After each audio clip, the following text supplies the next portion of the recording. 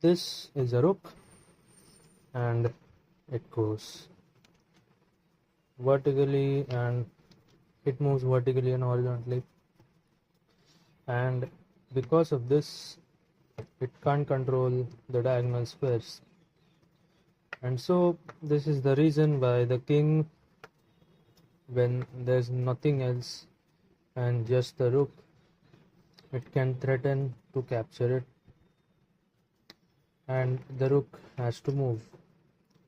And this is the reason why a rook checkmating with a rook and a king is difficult and not as easy as checkmating with a queen.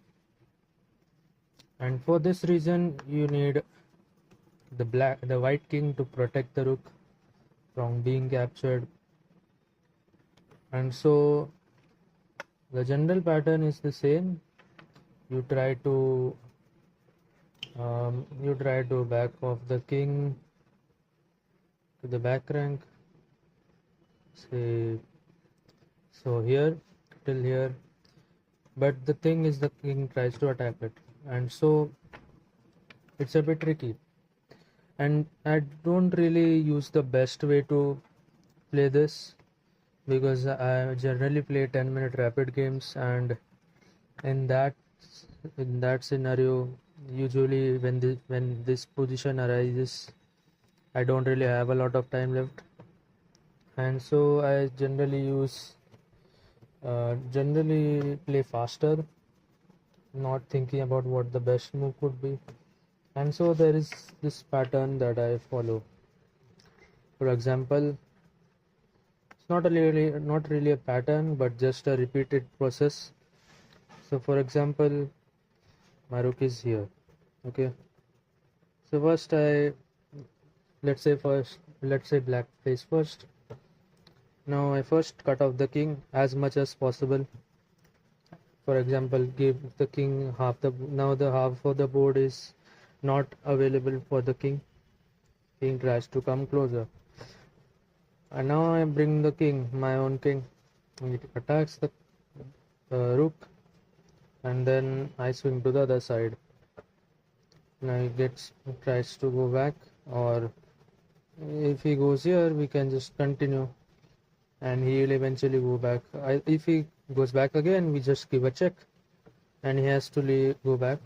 Then we go again, and then he comes here, tries to get the rook. Then we swing here, and he goes again. So because this is like you're trying to protect your rook, and this might go on for a long time. So what I do the next time, I don't really go all the way. I go here or here, so that the next move won't attack the rook. So we play all, and I go here. So now this time only this part of the board is available for the king. Now here I can't let go of the rook, so I have to stay here with the king, and I shouldn't move the rook, because it's like the king will move anyways after this move, so I'll play a waiting move like this. So he goes here. Now I play this move, cutting the king even more, and he play here. I go again. He goes here. Now I go here. Now let's see, he goes here, cutting off the king as much as possible. And once the king is in the back rank, I get here. Now the king goes here, and now I move the rook, playing a waiting move. No, wait, I go here first, so that the king won't jump out. And then he goes here, and then I swing the rook on this side of the board. Then he moves here, goes here, and then I keep playing a waiting move, because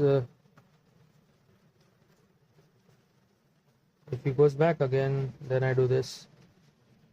Now he can't go here. So here he goes here, I go here, comes back, and then I give a checkmate. So this is not like the best way to play it, but this is how I play when I'm low on time. And so that's generally how it's done. So first you just a summary, the back of the king, and then we protect our rook, and once it goes back, we try to box him out even more, and once that's over, then we play a waiting move, and with waiting moves we try to get the king out of the center and towards the back rank.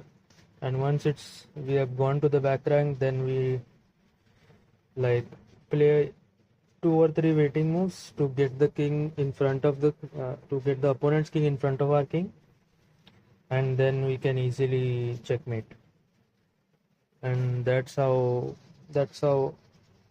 I I do the rook mate, and it's quite successful for me because I don't really want to follow a string of patterns like do this and then you have to do this, something like that. I don't really want to follow any of that, but maybe it's similar to what I do.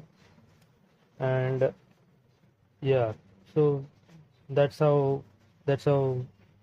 you mate with the rook against king.